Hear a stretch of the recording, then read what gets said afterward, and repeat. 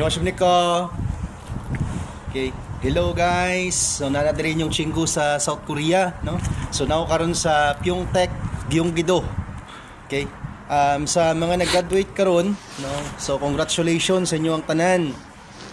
Dili dere mag-stop ang inyong pag-learn ng Korean language. Mo pala yung pinaka first step gyud, no, para matupad ninyo yung mga pangarap pohon na maka-work diri sa South Korea. So pinaka-importante man gyud diay is kailangan may pasan yung APS TOEIC exam, no?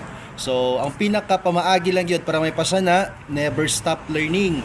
Every day gyud mo mag study gyud. Kung sa may ginatambag ni ma'am, ni sir sa inyo ha, please paki-follow nyo po kay mo ginang way para may pasa na tong exam.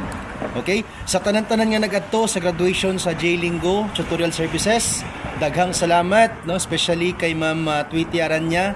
Ma'am, Counselor, thank you po. Kamsahamnida, ma'am. Then kay Sir Gobi Tamsi, thank you so much po sa lahat ng dumalo at tumulong sa graduation. Thank you so much. Okay? Sa kasama ko po dyan sa training center, Ma'am Lady, no? Thank you po, Sir Dan.